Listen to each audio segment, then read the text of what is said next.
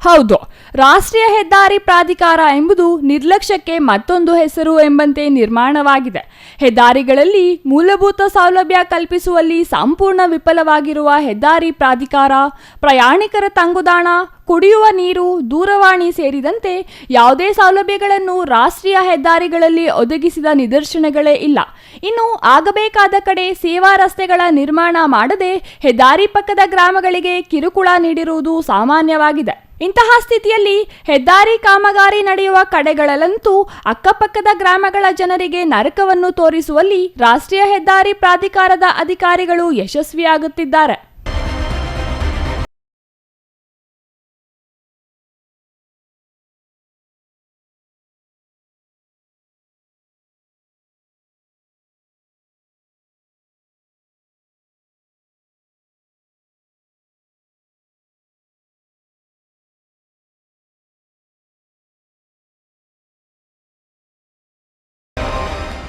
ಚಿಕ್ಕಬಳ್ಳಾಪುರ ಗೌರಿಬಿದನೂರು ಮುಖ್ಯ ರಸ್ತೆಯಲ್ಲಿರುವ ಪೋಷಟಹಳ್ಳಿ ಗ್ರಾಮ ರಾಷ್ಟ್ರೀಯ ಹೆದ್ದಾರಿ 236ಕ್ಕೆ ಹೊಂದಿಕೊಂಡೇ ಇದೆ. ಈ ಹೆದ್ದಾರಿ ಕಾಮಗಾರಿ ಹಲವು ವರ್ಷಗಳಿಂದ ನಡೆಯುತ್ತಲೇ ಇದ್ದು ಯಾವಾಗ ಮುಗಿಯಲಿದೆ ಎಂಬುದಕ್ಕೆ ಉತ್ತರ ನೀಡುವವರೇ ಇಲ್ಲವಾಗಿದ್ದಾರೆ. ಕಳೆದ ಹಲವು ವರ್ಷಗಳಿಂದ ಕುಂಟುತ್ತಾ ಸಾಗಿರುವ ರಾಷ್ಟ್ರೀಯ ಹೆದ್ದಾರಿ ಕಾಮಗಾರಿಯಿಂದಾಗಿ ಅನೇಕ ಮಂದಿ ಬಿದ್ದು ಗಾಯಗೊಂಡಿರುವುದು ಮಾತ್ರವಲ್ಲ, ಸಾವನ್ನಪ್ಪಿರುವ ಘಟನೆಗಳು ನಿರಂತರವಾಗಿ ನಡೆಯುತ್ತಿದೆ. ಈ ಹೆದ್ದಾರಿ ಕಾಮಗಾರಿ ನಡೆಯುತ್ತಿರುವ ಕಾರಣ ವಾಹನ ಸಂಚಾರಕ್ಕಾಗಿ ತಾತ್ಕಾಲಿಕವಾಗಿ ನಿರ್ಮಿಸಿದ್ದ ಸೇತುವೆಯೊಂದು ಕೊಚ್ಚಿ ಹೋಗಿ ವಾಹನ ಸಂಚಾರಕ್ಕೂ ಸಂಚಕಾರ ಬಂದಿರುವ ಘಟನೆ ನಡೆದ ಮಾರನೇ ದಿನವೇ ಪೋಷಟಹಳ್ಳಿಯ ಅಂಗಡಿಗಳು, ಮನೆಗಳಿಗೆ ಮಳೆ ನೀರು ನುಗ್ಗಿ ತೀವ್ರ ನಷ್ಟವಾಗಿದೆ. ರಾತ್ರಿ ಸುರಿದ ಭಾರೀ ಮಳೆಯಿಂದಾಗಿ ರಾಷ್ಟ್ರೀಯ ಹೆದ್ದಾರಿಯವರು ನಿರ್ಮಿಸಿರುವ ಮೋರಿಯ ಕೆಳಗೆ ಹೋಗಬೇಕಿದ್ದ ನೀರು ಮೋರಿ ಕಟ್ಟಿಕೊಂಡ ಕಾರಣ ರಸ್ತೆ ಮೂಲಕ ನೇರವಾಗಿ ಅಂಗಡಿಗಳು ಮತ್ತು ಮನೆಗಳಿಗೆ ನುಗ್ಗಿದೆ.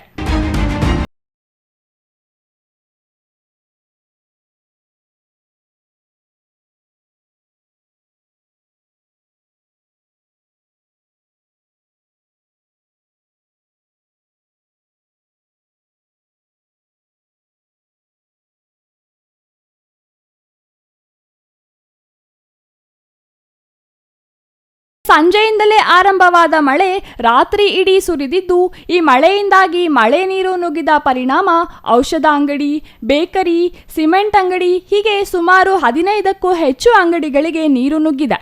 ಇದರಿಂದಾಗಿ ಬೆಲೆ ಬಾಳುವ ಔಷಧಿಗಳು, ಸಿಮೆಂಟ್ ಸೇರಿದಂತೆ ಬೇಕರಿಯಲ್ಲಿ ಬಳಸುವ ಸಾಮಗ್ರಿಗಳು ಮಳೆ ನೀರಿಗೆ ಆಹುತಿಯಾಗಿವೆ.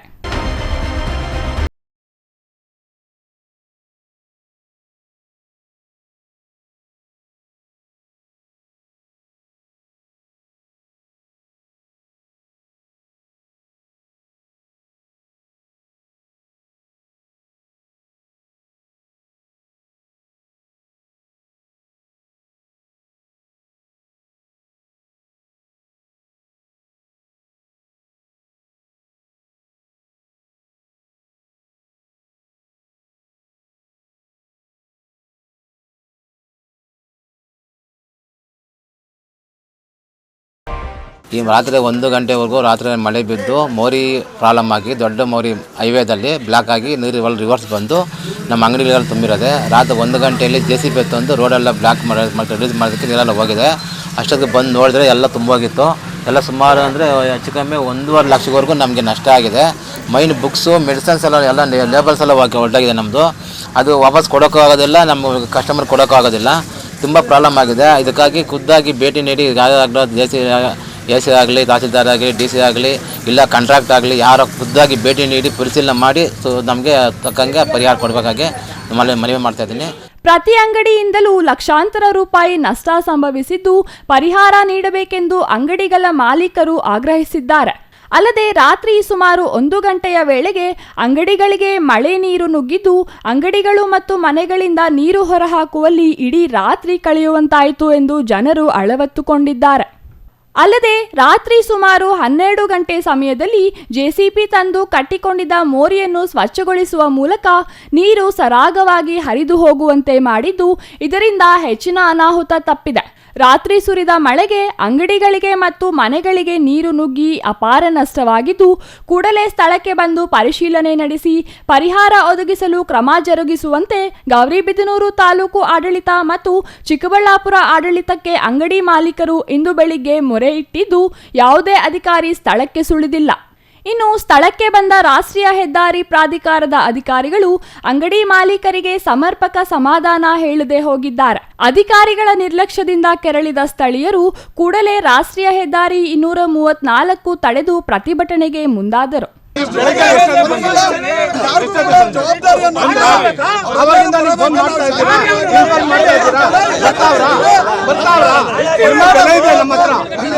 ಪೊಲೀಸ್ ಇಲಾಖೆಗೆ ಬೆಲೆ ಇದೆ, ನಮ್ಮ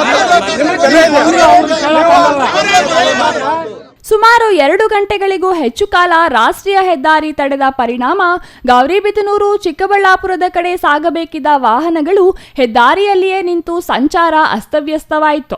ಇನ್ನು ಪೋಷಟಹಳ್ಳಿ ಅಂಗಡಿಗಳ ಮಾಲೀಕರು ಹೆದ್ದಾರಿಯಲ್ಲೇ ಕುಳಿತು ಜಿಲ್ಲಾಡಳಿತ ಮತ್ತು ಹೆದ್ದಾರಿ ಪ್ರಾಧಿಕಾರದ ಅಧಿಕಾರಿಗಳ ವಿರುದ್ಧ ಘೋಷಣೆಗಳನ್ನು ಕೂಗಿದರು. ಇನ್ನು ವಿಷಯ ತಿಳಿದ ಪೊಲೀಸರು ಕೂಡಲೇ ಸ್ಥಳಕ್ಕೆ ಹಾಜರಾಗಿ ಪ್ರತಿಭಟನಾಕಾರರ ಮನವೊಲಿಸುವ ಕೆಲಸಕ್ಕೆ ಮುಂದಾಗಿದ್ದಾರೆ. ಆದರೆ ಪೊಲೀಸರ ಮನವೊಲಿಕೆಗೆ ಜಗ್ಗದ ಪ್ರತಿಭಟನಾಕಾರರು ಕೂಡಲೇ ಪರಿಹಾರ ಘೋಷಣೆ ಮಾಡುವವರೆಗೂ ಪ್ರತಿಭಟನೆ ಕೈಬಿಡುವುದಿಲ್ಲ ಎಂದು ಪಟ್ಟು ಹಿಡಿದರು. ಇದರಿಂದ ಸ್ಥಳಕ್ಕೆ ತಹಸೀಲ್ದಾರ್ ಬಂದು ಪರಿಶೀಲನೆ ನಡೆಸಿ ಪರಿಹಾರ ನೀಡುವ ಬಗ್ಗೆ ಭರವಸೆ ನೀಡಿದ ನಂತರ ಪ್ರತಿಭಟನೆ ಕೈಬಿಡಲಾಯಿತು. ಈ ವೇಳೆ ಮಾತನಾಡಿದ ಪೋಷಟಹಳ್ಳಿ ಗ್ರಾಮ ಪಂಚಾಯಿತಿ ಅಧ್ಯಕ್ಷ ಶ್ರೀನಿವಾಸ್, ಹೆದ್ದಾರಿ ಪ್ರಾಧಿಕಾರದ ಅವೈಜ್ಞಾನಿಕ ಕಾಮಗಾರಿಯಿಂದಾಗಿ ಪೋಷಟಹಳ್ಳಿ ಗ್ರಾಮಸ್ಥರು ತೀವ್ರ ಸಂಕಷ್ಟ ಎದುರಿಸುವಂತಾಗಿದೆ. ರಾತ್ರಿ ಸುರಿದ ಭಾರೀ ಮಳೆಗೆ ಸುಮಾರು 15ಕ್ಕೂ ಹೆಚ್ಚು ಅಂಗಡಿಗಳು ಮತ್ತು 3 ಮನೆಗಳು ಜಲಾವೃತವಾಗಿದೆ. ಇದರಿಂದಾಗಿ ಲಕ್ಷಾಂತರ ರೂಪಾಯಿ ನಷ್ಟವಾಗಿದ್ದು, ಸಂಬಂಧಪಟ್ಟ ಅಧಿಕಾರಿಗಳು ಸ್ಥಳಕ್ಕೆ ಬಂದು ಸಮರ್ಪಕ ಉತ್ತರ ನೀಡದೆ ಹೋಗಿದ್ದಾರೆ ಎಂದು ಆರೋಪಿಸಿದರು. ಹೆದ್ದಾರಿ ಪ್ರಾಧಿಕಾರದ ಅಧಿಕಾರಿಗಳ ನಿರ್ಲಕ್ಷ್ಯಕ್ಕೆ ರಾತ್ರಿಯೆಲ್ಲ ನಿದ್ದೆ ಇಲ್ಲದೆ ಪರದಾಡುವ ಜೊತೆಗೆ ಲಕ್ಷಾಂತರ ರೂಪಾಯಿ ನಷ್ಟ ಅನುಭವಿಸುವಂತಾಗಿದೆ. ಕೂಡಲೇ ಹೆದ್ದಾರಿ ಗುತ್ತಿಗೆದಾರರ ವಿರುದ್ಧ ಕಾನೂನು ಕ್ರಮ ಜರುಗಿಸಬೇಕು, ನಷ್ಟ ಅನುಭವಿಸಿದವರಿಗೆ ಪರಿಹಾರ ನೀಡಬೇಕು ಎಂದು ಒತ್ತಾಯಿಸಿದರು.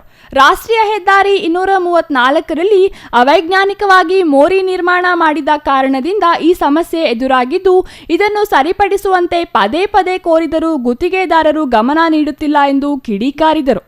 ರಾತ್ರಿ 12 ಗಂಟೆ 10ರಿಂದ 12 ಗಂಟೆವರೆಗೂ ಭಾರಿ ಮಳೆ ಬಿದ್ದಿದೆ.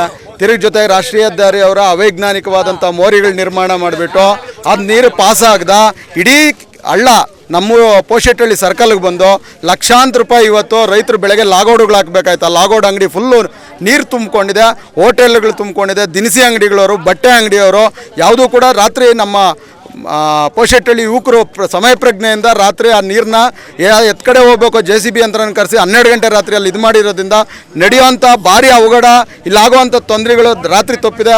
ಇಲ್ದಿದ್ರೆ ಇವತ್ತು ಇಡೀ ನಮ್ಮ ಜಿಲ್ಲಾಡಳಿತ ಆಗಿರ್ಬೋದು, ತಾಲೂಕು ಆಡಳಿತ ಆಗಿರ್ಬೋದು, ಎಲ್ಲರೂ ತಲೆ ತಗ್ಗಿಸಬೇಕಾಗಿತ್ತು.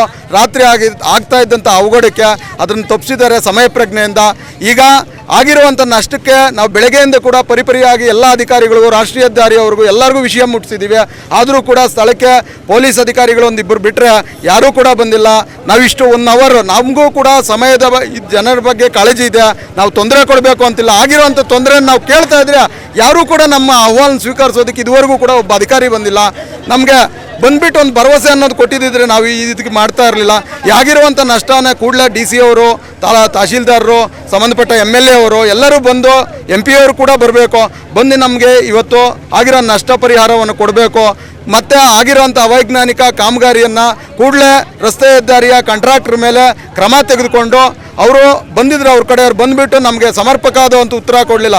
ಈ ಮಟ್ಟಕ್ಕೆ ಕೂಡ ಹೋಗ್ತಾ ಇರಲಿಲ್ಲ. ಹಿರಿಯರೆಲ್ಲರೂ ಹೇಳಿದ್ರು ಈ ಥರ ತೊಂದರೆ ಆಗೋದು ಬೇಡ ಜನಕ್ಕೆ ಅಂತೇಳಿ.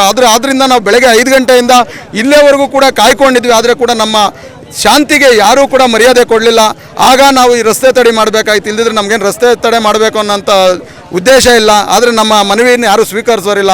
ಆದ ಕಾರಣ ನಾವು ಇವರು ರಸ್ತೆ ತಡೆ ಮಾಡ್ತೀವಿ. ಕೂಡಲೇ ಇಲ್ಲಿಗೆ DC ಅವರು, ಸಂಬಂಧಪಟ್ಟಂಥ ಅಧಿಕಾರಿಗಳು, ರಾಷ್ಟ್ರೀಯ ಹೆದ್ದಾರಿಯವರ ಎಕ್ಸಿಕ್ಯೂಟಿವ್ ಇಂಜಿನಿಯರ್ಗಳು ಬಂದು ಆಗಿರುವಂಥ ನಷ್ಟವನ್ನು ಭರಿಸೋವಂಥದಕ್ಕೆ ಏನು ಬೇಕೋ ಅದು ಸರ್ಕಾರದಿಂದ ನಮಗೆ ಒಂದು ಇದು ಮಾಡಿಕೊಟ್ರೆ ಅವರು ಸುಸೂತ್ರವಾಗಿ ನಮ್ಮನ್ನು ನಡೆಸ್ಕೊಟ್ರೆ ನಾವು ಈ ಪ್ರತಿಭಟನೆಯನ್ನು ಬಿಡ್ತೀವಿ. ಅಲ್ಲಿವರೆಗೂ ಒಟ್ಟಿನಲ್ಲಿ ರಾಷ್ಟ್ರೀಯ ಹೆದ್ದಾರಿ ಪ್ರಾಧಿಕಾರದ ಅಧಿಕಾರಿಗಳು ಮತ್ತು ಗುತ್ತಿಗೆದಾರರ ನಿರ್ಲಕ್ಷ್ಯಕ್ಕೆ ಪೋಷೆಟ್ಟಹಳ್ಳಿ ಗ್ರಾಮದ ಜನರು ತೀವ್ರ ನಷ್ಟ ಅನುಭವಿಸಿದ್ದು, ಇಲ್ಲಿ ನಷ್ಟವಾಗಿರುವ ಅಂಗಡಿ ಮಾಲೀಕರಿಗೆ ಗುತ್ತಿಗೆದಾರನಿಂದಲೇ ಪರಿಹಾರ ಕೊಡಿಸುವ ಜೊತೆಗೆ ಅವೈಜ್ಞಾನಿಕ ಕಾಮಗಾರಿಗೆ ತಡೆ ಹಾಕಿ ಸಮರ್ಪಕ ಕಾಮಗಾರಿ ನಡೆಸಲು ಗುತ್ತಿಗೆದಾರನಿಗೆ ಸಂಬಂಧಿಸಿದ ಅಧಿಕಾರಿಗಳು ಸೂಚನೆ ನೀಡಬೇಕೆಂದು ಸ್ಥಳೀಯರು ಆಗ್ರಹಿಸಿದ್ದಾರೆ.